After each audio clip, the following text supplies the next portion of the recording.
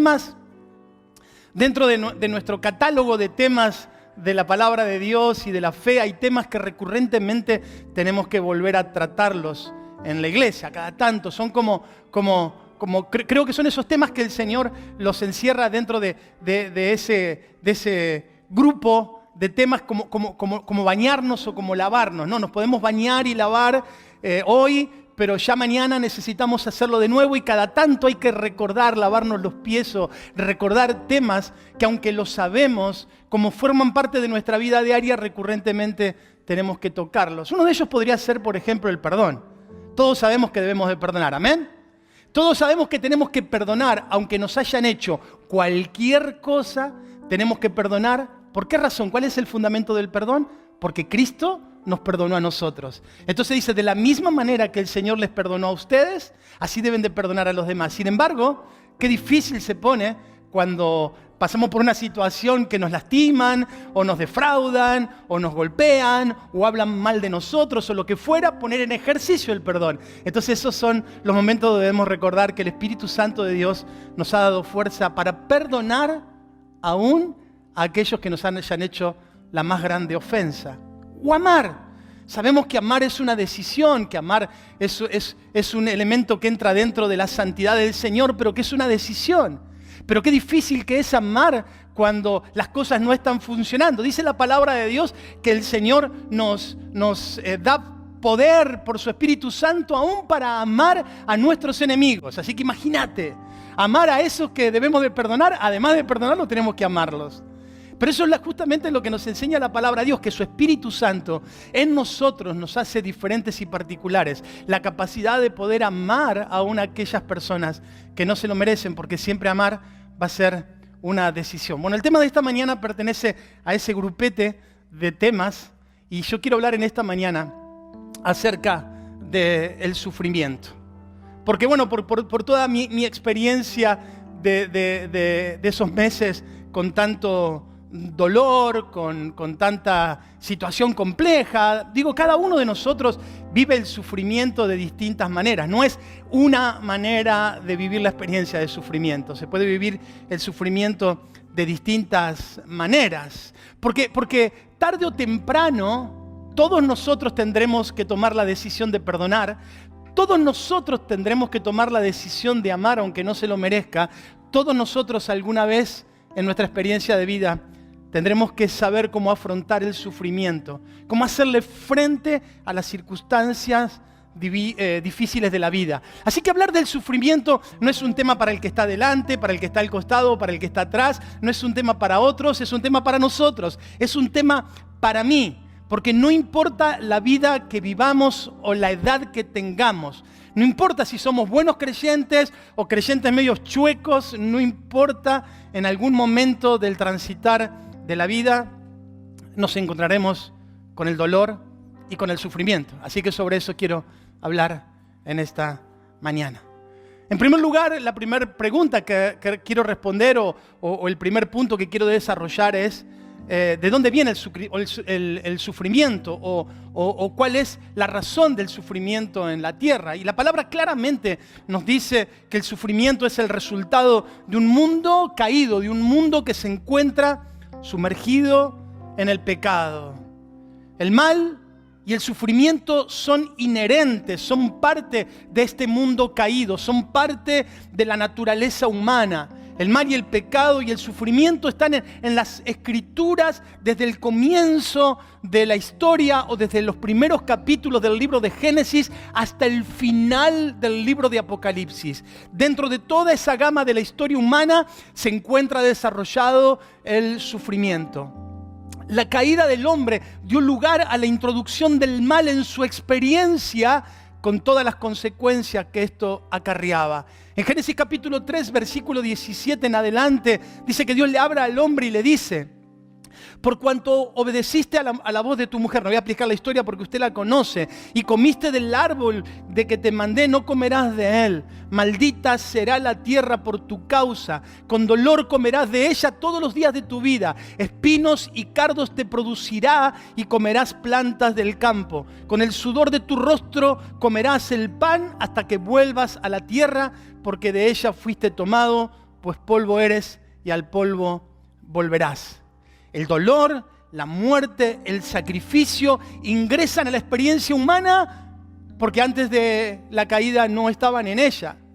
Y el texto del capítulo 3 de Génesis nos dice que de alguna manera el bien y el mal van a estar conviviendo. Porque mientras la tierra daría alimento y daría fruto y el hombre podría proveerse de la tierra, también en la tierra habría cardos y espinos. El alimento y el sufrimiento. El tomate junto con la espina. Las alegrías juntos con la tristeza. El placer junto con el sufrimiento convivirían juntos a lo largo de la historia del ser humano. Por esa razón, la promesa más maravillosa que tenemos en las Escrituras para aquellos que hemos alcanzado salvación eterna, después de haber alcanzado salvación en Cristo Jesús, ¿cómo cierra el libro de Apocalipsis en el capítulo 21? Dice, oí una fuerte voz que salía del trono y decía, miren el hogar de Dios, ahora Él está entre su pueblo. Él vivirá con ellos y ellos serán su pueblo. Dios mismo estará con ellos y Él se encargará de secarle toda lágrima de sus ojos. No habrá más muerte, no habrá más tristeza, no habrá más llanto, no habrá más dolor, pues todas estas cosas ya no existirán más. Así que el sufrimiento será parte de nuestra experiencia humana mientras vivamos en esta tierra, pero el día que pasemos a estar en la presencia de Dios, el sufrimiento será una historia. Creo que ni nos acordaremos de él. Será parte del pasado. Siempre que hablamos acerca del sufrimiento desde las Escrituras, nos acordamos de Job y decimos, cómo sufrió el pobre Job. Sin embargo, la Biblia nos muestra que no ha habido ni siquiera un solo personaje que no haya tenido que vivir con las consecuencias del pecado o del sufrimiento por razones propias o por razones ajenas. Nos damos cuenta que prácticamente todos los creyentes que aparecen en las Escrituras, de una u otra manera, han pasado por sufrimientos, porque el sufrimiento se presenta de distintas maneras, se viste con distintas vestiduras. Nos duelen las relaciones rotas, nos duelen las enfermedades propias, nos duele el sufrimiento de los seres que amamos, nos duelen las pérdidas, nos duelen las injusticias, nos duelen ver a ese hijo o a esa hija sufriendo o andando en malos caminos, nos duele envejecer, nos duele ver envejecer a nuestros seres queridos. Y así podríamos seguir toda la mañana hablando acerca de las cosas que nos producen sufrimiento, enumerando o hablando acerca de las fuentes de dolor. Inclusive algunos que estamos aquí en esta mañana podemos enumerar algunas cosas que nos causan dolor y sufrimiento. El dolor de hoy, no el dolor de ayer. Ahora, cuando abordamos una situación que nos causa dolor o sufrimiento, estoy convencido por mi propia experiencia, por lo que la Biblia dice, de que la mayor batalla se produce en nuestra mente, en nuestra alma, en nuestros pensamientos, en nuestras emociones. El hacernos creer que somos invulnerables nos lleva a pensar, ¿por qué a mí? ¿Por qué me está pasando esto? ¿Por qué me está tocando esta lucha? ¿Por qué estoy pasando por esta situación? Por eso solo la convicción de la existencia de un Dios todopoderoso que me ama, que está utilizando el dolor como un medio de su gracia, que el Dios que todo lo sabe, que no es ajeno a mi dolor, que lo está transformando juntamente conmigo en algo beneficioso para mi vida. Entonces el dolor se convierte en un elemento de bendición, aunque mientras estemos transitando por él no sea tan fácil. Porque debemos de reconocer y ser sinceros que muchas veces las situaciones nos llevan a no comprender lo que Dios está haciendo. Nos lleva a reconocer que no entendemos lo que está haciendo Dios. No podemos explicar por qué está sucediendo lo que está sucediendo. No lo podemos explicar. Por eso la palabra del Señor nos insta, nos anima a seguir creyendo aún cuando en nuestra mente no podamos encontrar la explicación. Porque el pecado puede ocurrir por razones propias, por razones ajenas, por razones naturales, por distintas fuentes o circunstancias. En algunos momentos o en algunas oportunidades es por causa del error ajeno, las injusticias, las traiciones, la difamación, las mentiras o lo que fuera. Recuerdo que hace unos meses atrás, mejor dicho, antes de que pasara por el problema de salud que pasé, un hermano nos ofrendó una cantidad de ladrillos que necesitábamos para hacer el paredón de la cancha de fútbol y tuvimos que ir a recogerlo a Villalarca, un poquito más allá de Villalarca. Y íbamos con 3 vehículos, 2 camionetas y yo iba con mi vehículo con un carro atrás. Y cuando estábamos en una curva, yo iba con mis hijos, y cuando estábamos en una curva, un auto se presenta de frente, se había tirado a pasar en la fila y me lo encontré de frente. No sé si alguna vez le pasó eso, pero uno dice, es fácil, volanteás, frenás. No haces nada, te quedás paralizado. No entendés lo que está pasando. Y el auto, gracias al Señor, tuvo muñeca el que manejaba y pasó de largo. Pasó de largo, o sea, volanteó y se salió a la banquina contraria para esquivarnos a nosotros. A veces tenemos que sufrir las consecuencias de los errores de otros. Esto podría haber sido una tragedia, gracias al Señor que no sé lo que hizo ahí porque tenía todavía propósito con nosotros. Pero podría haber sido una tragedia, simplemente por el error o por la locura o por la imprudencia de alguien que no midió las consecuencias de sus actos. A veces el pecado tiene que ver con a veces el dolor tiene que ver con el pecado de otro, con los errores que otros momentos cometen, pero a veces también tiene que ver con nuestro propio pecado. Dicen los que estudian el tema que el 90% de los dolores que pasamos en la vida son por decisiones nuestras, o bien por malas decisiones, o bien por decisiones que deberíamos haber tomado y que no tomamos. Eso de que decimos a veces, sé que no debería hacerlo, pero igual lo voy a hacer. Sé que voy a mucha velocidad, pero igual tengo que llegar a tiempo, estoy apurado. Sé que no tengo que enviar mensajes de texto mientras voy manejando, pero tengo que contestar este mensaje. Sé que no tengo que usar las herramientas sin las antiparras puestas, pero ahí está, se me clavó una esquirla en el ojo y tengo que ir al oculista. Sé que no debería casarme con él o con ella, pero igual lo voy a hacer. Y miles de sé que no, pero igual lo voy a hacer. El pecado de la autosuficiencia, del orgullo, del yo puedo, a veces nos mete en demasiados problemas.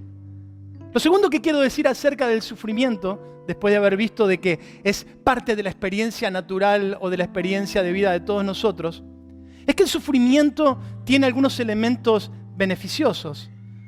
Por ejemplo, nos permite experimentar la presencia de Dios de manera diferentes.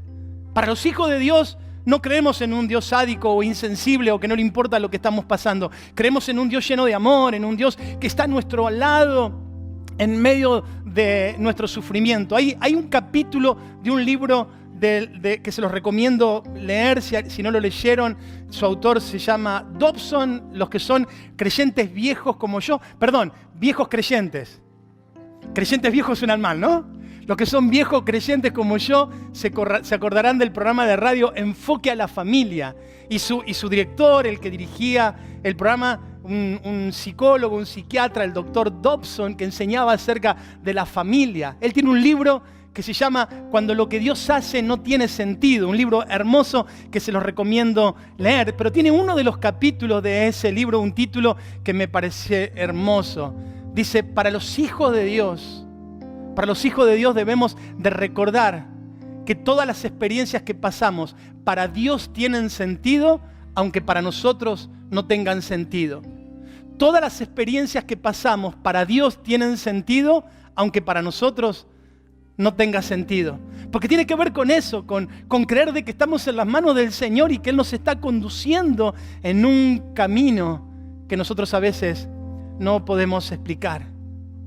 El Señor dice en el Salmo 91 que Él nos rescatará, nos protegerá a los que confiamos en su nombre. Yo le conté brevemente lo que me ocurrió una tarde en mi casa. Ese mes que estuve en la cama postrado fue un intensivo de seminario de fe en el Señor, mucho más grande que los 4 años que pasé en el seminario bíblico.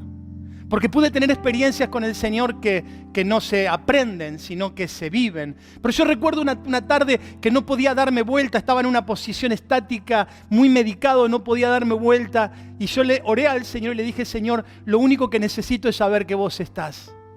Es lo único que necesito. Necesito saber que no estoy solo. Creo que no había nadie en casa en ese día, porque tampoco podían estar todos ahí pendientes de lo que me estaba pasando a mí. Así que creo que no había nadie en ese día. Y yo le conté el otro día que yo sentí que alguien me apretó el brazo. Fue una impresión tan real, tan clara, que yo me giré mi cabeza para ver si había regresado alguno de mis hijos o mi esposa, porque sentí que me apretaron el brazo con intensidad, como yo hago con mis hijos cuando quiero alentarlo. Y para mí eso quebró mi corazón, porque fue suficiente para decir o para sentir la presencia de Dios, y que el Señor me recordaba de que todo ese sufrimiento tenía sentido, pero que Él nunca se iba a apartar de mi lado. Así es con tu sufrimiento, así es con tus experiencias difíciles. Dios jamás se va a apartar de tu lado. Las pruebas son la manera en la que Dios tiene de abrir tal vez nuestro entendimiento, de abrir nuestra mirada, de clarificar nuestros ojos para que podamos recordar su amor. Porque dice la palabra de Dios que el sufrimiento en los hijos de Dios muchas veces es permitido por Dios para propósitos mayores. Como por ejemplo para producir paciencia. Dice Santiago en el capítulo 1, versículo 2, tengan mucho gozo cuando se encuentren en pruebas, porque la prueba de vuestra fe produce paciencia.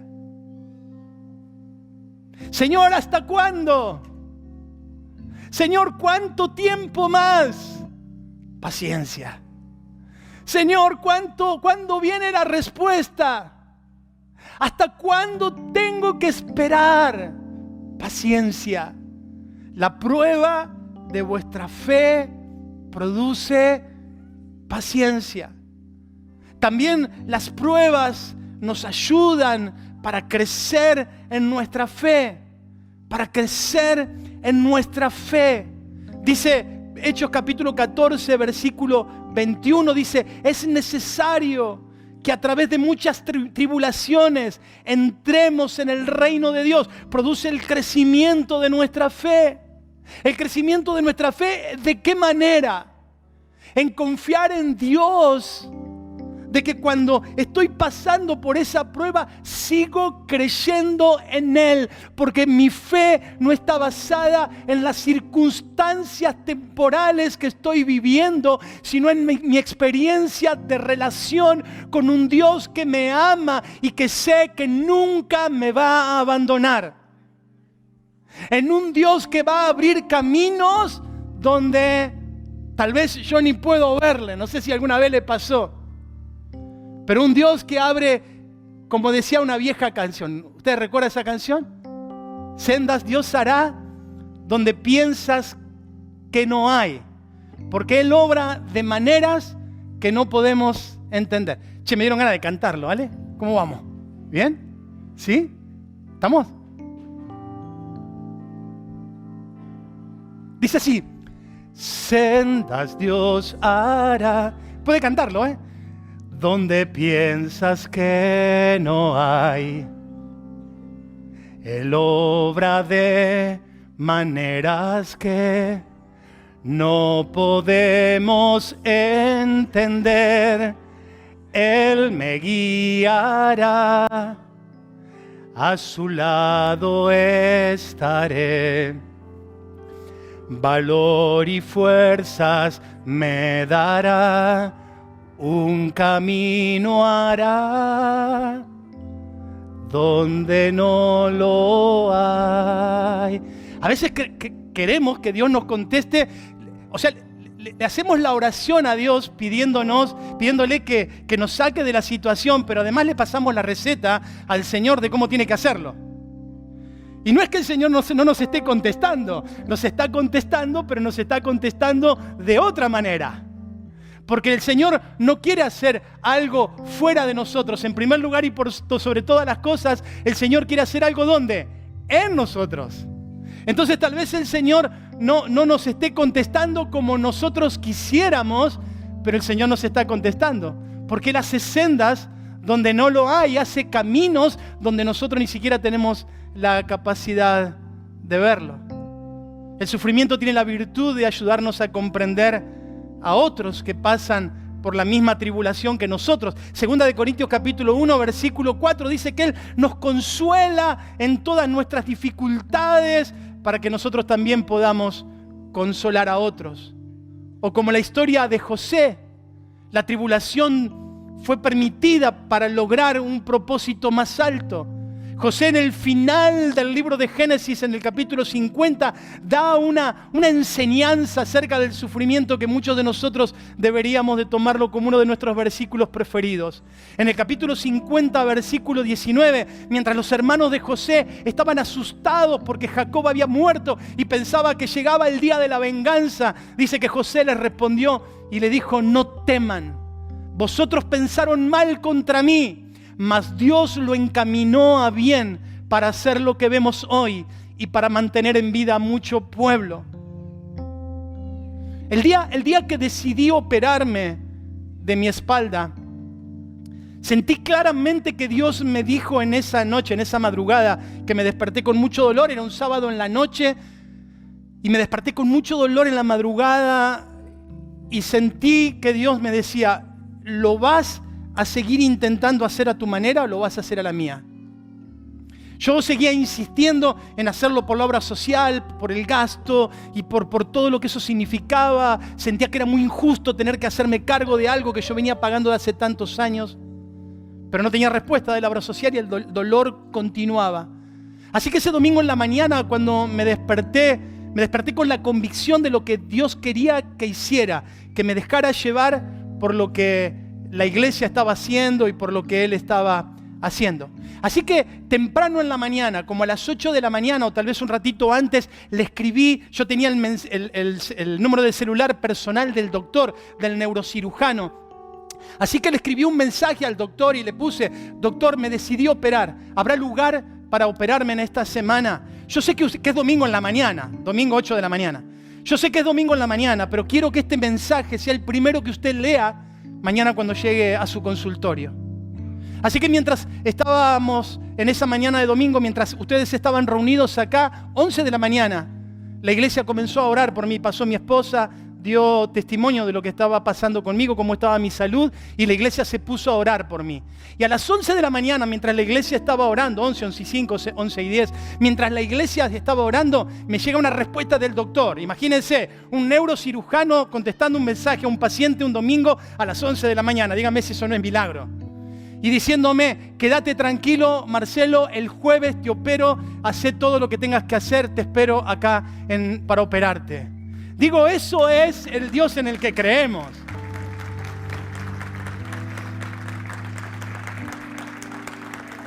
Ahora, lo que yo no podía ver es lo que Dios quería hacer con todo esto. Porque no lo podía ver, no podía ver lo que el Señor quería hacer. Señor, ¿por qué me estás llevando por este? Porque uno necesita respuesta a veces, ¿no? Aunque a veces el Señor hace silencio y olvídate. Con el Señor no pelees. Pero lo que no podía ver yo es que el Señor tenía propósito con ese doctor. Porque pude hablarle del Señor. Pude hablarle nuevamente de Dios. Le regalé 2 libros. Le regalé un libro de John Stott. Le regalé un libro de C.S. Lewis. Y le regalé una Biblia. Y le pude regalar una Biblia. Pude orar por él y le pude desafiar para que hagamos una reunión de lectura. Él está en Río Cuarto, vía Zoom, acerca del libro de Lewis que le regalé, se llama Mero Cristianismo. Poder hacer un espacio de lectura recurrente para que pueda ayudarlo a crecer en su fe. Quiere decir que el sufrimiento mío, más allá de otras cosas que ocurrieron que sería larguísimo de contar, tenía un propósito mucho más alto del que podía haber. Yo quería salir de mi dolor, yo quería salir de mi padecimiento, yo quería estar bien, era todo lo que yo quería. Dios quería usar mi padecimiento para bendecir a otra persona, pero yo no lo podía ver porque estaba demasiado enfrascado en mi problema. A veces no tiene que ver con vos, muchas veces no tiene que ver con vos el padecimiento. Muchas veces tiene que ver con otro a quien Dios quiere bendecir a través de tu propio padecimiento, a través de tu propio sufrimiento o a través de tu propia situación de dolor. En el libro de los Hechos, el apóstol Pablo habla acerca de que cuando uno tiene en la vida propósitos mayores, no importa el dolor momentáneo, si el fin es mucho más alto que mi mismo beneficio. Hablábamos con Guada en estos días sobre el tema que quería compartir y le decía, qué diferente que es cuando sufrimos por nuestras malas decisiones o cuando sufrimos por tomar buenas decisiones. Qué diferente que es cuando somos capaces de pasar por un momento difícil por tomar buenas decisiones que cuando tenemos que pasar por sufrimientos por tomar malas decisiones. A veces servir al Señor no es la mejor de las decisiones humanamente hablando. Y lo digo rapidito para que no quede la pausa. Porque tal vez tengas que sacrificarte un poquito más, tal vez tengas que recibir el mal pago o el desagradecimiento, si vale la palabra, de la gente a quien vos ayudás o cosas semejantes a esas. Pero la mejor decisión que podemos tomar en la vida es dedicar nuestra vida a servir al Señor. Esa es una buena decisión. Es una muy buena decisión poder servir al Señor. El apóstol Pablo dice que estaba en la iglesia de Cesarea y aparece alguien y le dice, vas a sufrir por causa de predicar el evangelio. Y dice que todos se pusieron a llorar y a decirle, por favor, Pablo, no vayas a Jerusalén porque te van a hacer daño. No vayas a Jerusalén porque van a hacer algo malo con tu vida. Y el apóstol Pablo responde y dice, ¿qué hacen llorando? ¿Qué hacen llorando? Yo estoy dispuesto no solo a ser atado, mas aún a morir en Jerusalén por el nombre del Señor. ¿Qué diferencia que hay cuando yo estoy dispuesto al sufrimiento por cosas mucho mayores que yo? Y por último, muchas veces el sufrimiento es el llamador de Dios que nos permite recordar el amor del Señor y que nos permite volver nuestro corazón a Él. La palabra de Dios nos indica de que somos mucho más tendientes a olvidarnos de Dios cuando estamos bien que cuando estamos mal. Alguien dijo que en las terapias intensivas o en las salas de emergencia de los hospitales no hay ateos. Todos nos volvemos creyentes cuando estamos en sufrimiento, pero cuando estamos bien muchas veces nos olvidamos del Señor. Cuando el negocio funciona bien, cuando hay salud, cuando el matrimonio va viento en popa y todo funciona, tenemos la tendencia a olvidarnos de Dios. Se lo pongo fácil, nos olvidamos de todo lo que pasamos en el 2020, en el 2021, ya ni nos acordamos del COVID, caminamos como si nada hubiera pasado. Sin embargo, mientras estábamos transitando ese caminar o ese periodo de nuestra historia, muchos se aferraron a la fe. Por eso la prueba y el dolor muchas veces se componen o se comportan como un elemento importante para recordarnos nuestra debilidad, para recordarnos nuestra vulnerabilidad y para recordarnos cuánto nos ama el Señor. Durante mi estadía obligatoria en la cama, un amigo de toda la vida sabe de mis gustos de lectura, así que me envió, no vive acá, vive en Buenos Aires, me envió 3 libros para que no me aburriera, ¿no? 2 de ellos, uno un socotroco así que todavía ni lo abrí. Este es uno de ellos, tiene 160 páginas, un libro relativamente pequeño, y otro más que tampoco todavía tuve la oportunidad de abrir. Pero este libro me impresionó la tapa y me impresionó la dedicatoria que Carlos, este amigo mío, le hizo en su interior. El libro se llama El regreso del hijo pródigo, meditaciones ante un cuadro de Rembrandt. Su autor, el autor de este libro, se llama Henry Howen, y me llamó doblemente la atención cuando me di cuenta que el autor es un sacerdote católico. Así que me llamó mucho más la atención tener en mis manos un libro de un teólogo católico y leyendo meditaciones acerca de la historia del hijo pródigo. Pero leyendo el libro, te atrapa desde las primeras páginas este libro. Leyendo el libro, me di cuenta que el autor está como jugando entre su historia, la historia del hijo pródigo, su propia historia personal y la historia del pintor de ese cuadro, de este cuadro. La historia del hijo pródigo. De este cuadro, mira qué bonito que es. A ver si lo puedo sacar. ¿Te lo puedo dar? Gracias. La historia del hijo pródigo. Este cuadro fue pintado en el año 1600 y tantos por Rembrandt, en el periodo barroco del arte, ¿no? Donde se pintaban muchas caras y muchas escenas. Eran como las nuevas, no tenían celular, y entonces como no tenían celular, iban inmortalizando escenas a través de los cuadros o haciendo dibujos de rostros que expresaran los momentos que estaban viviendo. Rembrandt, el autor de este cuadro, era un pintor holandés, exitosísimo. Desde muy joven se hizo muy famoso por la calidad de sus cuadros. Así que muy fiel a su época, Rembrandt comenzó a dibujar autorretratos que expresaran el momento que estaba viviendo. Diríamos, vuelvo a repetir en términos modernos, sacarse selfies que pudieran explicar cómo él estaba, cómo él se sentía.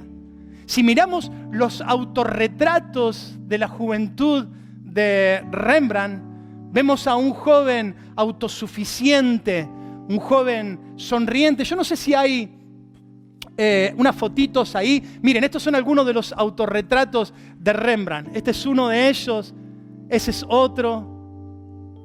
Él se ve como un joven muy seguro, con mucho futuro. De hecho, vuelvo a repetir, se convirtió en el pintor más famoso de toda Europa. Él había sido criado en un hogar cristiano. Él tenía el recuerdo de sus padres y de las enseñanzas de sus padres. Por eso es que muchos de sus cuadros reflejan escenas bíblicas, como este. Pero a medida que se fue haciendo más y más famoso y más rico, fue alejándose cada vez más y más de Dios. Y sus cuadros fueron cada vez más atrevidos, cada vez más vulgares. No traje o no podía presentar en la iglesia algunos de sus cuadros de desnudos y de escenas extremadamente eróticas. Pero sí puedo por lo menos mostrarle el siguiente cuadro. Bueno, ahí es su esposa, joven y sonriente. En la siguiente él está nuevamente joven y sonriente. Pero mire este cuadro. Este cuadro es un cuadro que algunos dicen que lo dibuja como haciendo una burla a Dios. Dicen que este cuadro es el cuadro que él dibuja en una escena de un burdel. La que está sobre sus rodillas es su esposa. Y dice que él hace este cuadro como desafiando a Dios. Tiene una copa en su mano, ahí brindando. Tiene a su esposa como si fuera una mujer vulgar. Y él está vestido con ropas magníficas, una espada con mango de oro. Dice que en el cuadro original se nota que el mango de la espada o el agarre de la espada es de oro. Él está demostrando la opulencia de su momento. Como las selfies que nos sacamos para las redes sociales. Yo cuando estaba en el hospital me vino un pensamiento y digo, yo jamás le diría a mi esposa, sacame una foto en esta condición con el suero y vendado y todo lo demás para subir a redes sociales y decirle, todo ok. Uno se saca selfie cuando está haciendo un camping o le saca foto a la comida cuando tiene una napolitana así de grande llena de papa frita y un huevo frito al lado. No le saca foto a los fideitos blancos con aceite. ¿No es cierto? Bueno, más o menos esto es lo que está pasando con Rembrandt. Rembrandt está tratando de inmortalizar el momento que está viviendo y la opulencia, la seguridad que está sintiendo, la expresa a través de estos cuadros. Pero de repente e inesperadamente la historia de su vida cambió. Ya no es aquel joven exitoso y famoso, y todo se dio tan rápidamente y tan abruptamente que creo que ni siquiera él se la vio venir. Su esposa muere siendo aún una mujer muy joven, alrededor de 30 años. 4 de sus 5 hijos mueren por diversas razones. La fortuna que ganó la malgastó, la despilfarró o la perdió en malos negocios. Su fama como pintor cayó en picada debido a decisiones inmorales que él tomó con su vida. Sus obras, sus muebles, su casa tuvieron que ser rematadas para pagar las inmensas deudas que él tenía. Pasó del más profundo placer al más profundo dolor sin escala. Un autorretrato que él hace en esa época ya no es tan joven, ya no es tan exitoso, ni tampoco tan sonriente. Ahora se ve como un anciano, como un hombre que no tiene esperanza. Pero en un momento de lucidez, un año antes de morir, Rembrandt recuerda la historia del hijo pródigo. Y él mismo se autorretrata, ya no como un joven sonriente, sino como un hombre humillado, alguien diferente. Él se ve como el pródigo que regresa a casa después de mucho sufrimiento. Ese cuadro lo pinta, vuelvo a decir, al final de su vida, un año antes de su muerte. Quebrantado, vulnerable, herido, sin nada, vuelve a la casa del Padre, el lugar de donde nunca debería haberse ido. Vuelve su corazón a Dios. El autor de este libro habla acerca de toda la historia del hijo pródigo. Se detiene en los detalles y se detiene en los personajes. Habla mucho del hijo menor, del hijo mayor, del padre. Habla un poco acerca de la familia. Pero él se detiene en algunos detalles del cuadro para resaltar algunas enseñanzas. El joven que aparece en el cuadro, en vez de ser un joven con una cabellera inmensa y con ropas espléndidas y extravagantes, es una persona que prácticamente no tiene cabello corto o rapado como tenían los esclavos. Se detiene a mirar el detalle de los pies. Ya no hay calzado real. Uno de sus pies está descalzo, con una herida en su talón, mientras el otro pie tiene una sandalia andrajosa. Pero lo que más me impresionó a mí del detalle de este cuadro y lo que más impresionó al autor del libro son las manos del papá.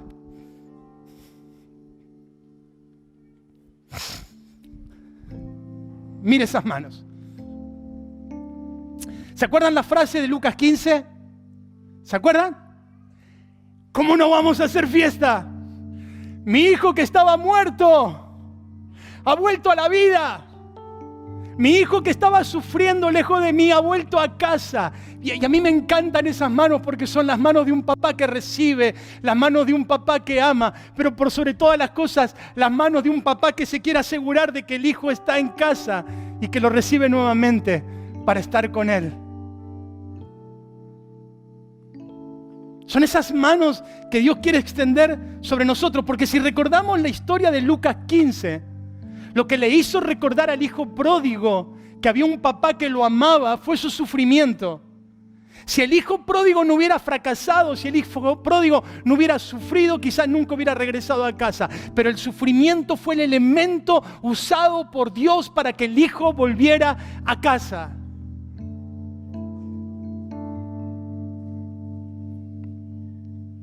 Para que el hijo volviera a casa. Así que si el dolor o el sufrimiento nos hace regresar a Dios, entonces el sufrimiento y el dolor han cumplido su propósito, que es el hacernos recordar que hay un Dios que nos ama, que hay un papá que siempre nos espera, que hay un Dios que siempre va a estar con los brazos abiertos para recogernos y ponernos las manos sobre la espalda como ese padre para darnos seguridad y decirnos: bienvenido hijo, bienvenido de regreso a casa. Porque en la casa del Padre tenemos seguridad, en la casa del Padre tenemos comprensión, tenemos libertad, tenemos eternidad. Por eso no sé si en medio del sufrimiento todas nuestras preguntas serán respondidas. Pero habitando bajo el cuidado de Dios en la casa del Padre, es en el único lugar donde podemos estar seguros. Amén. Cierra tus ojos.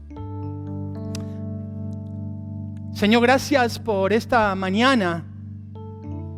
Y gracias por recordar, Señor, que los momentos de dolor son llamadores muchas veces para recordar nuestra vulnerabilidad, nuestra debilidad, nuestra incapacidad de poder tener control sobre todas las cosas, aunque en realidad tenemos que reconocer que podemos controlar muy pocas cosas. Qué bueno, Señor, que son los momentos de dolor y sufrimiento para recordarnos que hay un papá que nos ama, un papá que siempre está dispuesto a estar con nosotros, a transitar nuestros momentos de sufrimiento al lado nuestro. Pero también, Señor, qué bueno que es recordar en esta mañana que si por alguna razón, aún estando en este lugar, aún viniendo todos los domingos a sentarme en este lugar, puedo reconocer que mi vida no refleja la vida de un hombre, de una mujer que vive en la casa del Padre. Que en esta mañana podamos tomar la decisión que tomó el autor de este cuadro, que podamos tomar la decisión que tomó el hijo pródigo, o la decisión que hemos tomado algunos de nosotros en algún momento de nuestra vida. Volver a la casa del Padre, donde está tu amor, donde está tu comprensión, donde está tu abrazo, donde está la sanidad, donde está el perdón, donde está la seguridad de las manos de un papá que siempre nos va a amar. Que en esta mañana, Señor, podamos recordar que el sufrimiento tal vez tenga un propósito mucho más alto que el que nosotros podamos ver, y es el de acercar nuestro corazón al tuyo.